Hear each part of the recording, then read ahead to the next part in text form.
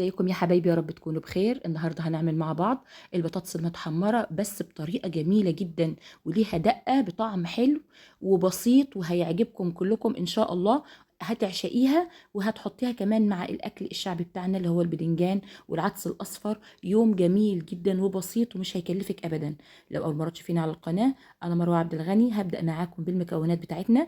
معايا هنا 4 حبات من البطاطس بحجم متوسط حسب افراد اسرتك. لو حابه تكتري او تقللي، دي حاجه ترجع لعدد افراد اسرتك. هتقطعيها شريحه وسط، لا هي زي الشيبس ولا هي تخينه بالشكل اللي انتوا شايفينه ده. هتجيبي بولة ويكون فيها مية بملح وتنقعيها شوية كده 10 دقايق لحد ما نبتدي نحمرها. بمجرد ما هنحمرها هنحط كمية من الزيت في طاسة تكون متوسطة كده علشان ما تاخدش زيت كتير معانا. وبعد كده نجيب البطاطس واحدة واحدة زي ما انتوا شايفين.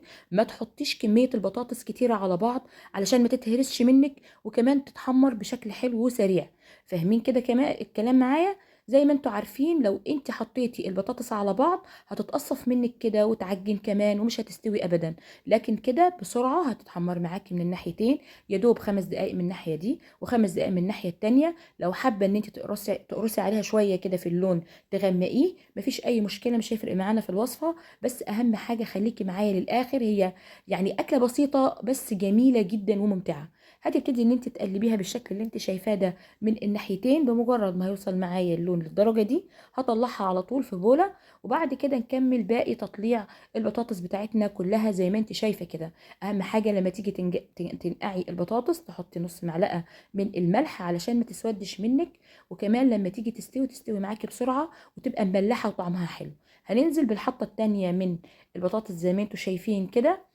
بمجرد ما هتاخد برضو اللون هتقلبيها الناحية التانية. وبعد كده اول ما تصفر معاكي كده اصفرار حلو، هتروحي تطلعيها بالشكل اللي انت شايفاه ده. خلاص كده. بعد كده هندخل على المرحلة التانية. احنا كده خلصنا خلاص البطاطس بالشكل اللي انتوا شايفينه ده. طبعا اللهم بارك، اولادي اكلوا نصها، فالحمد لله رب العالمين. هنكمل مع بعض الوصفة. هنجيب بولة وبعد كده نجيب بصلاية صغيرة ونقطعها صغير جدا زي ما انت شايفة.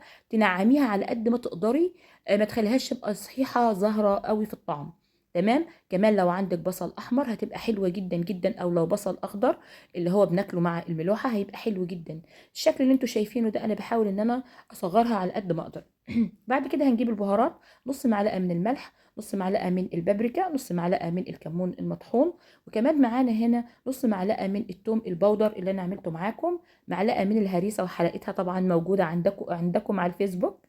هنبتدي بعد كده نشوف الدقة. هنجيب الفلفل اللي انا بحطه في الفريزر، لان دلوقتي الجو حر فبيبوظ مني بسرعة. فانا بحطه في الفريزر كده في كيس لحد ما احتاجه. لما احتاجه اطلعه على طول علشان ما يبقاش معايا زي المية. يعني في لحظة ما هتستعمليه هتقطعي الكمية اللي انت عايزاها وتحطي الباقي في الفريزر على طول زي ما انتوا شايفين كده. معايا هنا بقى الدقة الخطيرة بتاعتي اللي هي معانا نص معلقة من التوم المهروس. بشوحها على البوتاجاز كده بمعلقة من الزيت. وبمجرد ما تصفر بحط عليها معلقتين من الخل ونص كوباية من المية، واسيبهم شوية كده يستووا. بمجرد ما يخلص تسوية بطفي عليه النار وببرده. بحطه في العلبة دي وبقفلها وبحطها في التلاجة. بستعملها لأي دقات للسلطة، لو حباها للكشري، لأي حاجة بتبقى جميلة جدا. والنهاردة استعملناها مع بعض في البطاطس. لو مش موجودة عندك الدقة دي او مش حابة ان انت تعمليها، تستعملي ليمونتين للكمية اللي انت هتستعمليها. اهم حاجة الليمون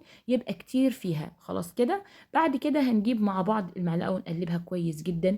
ندمج الخليط كله مع بعض بالشكل اللي انتوا شايفينه.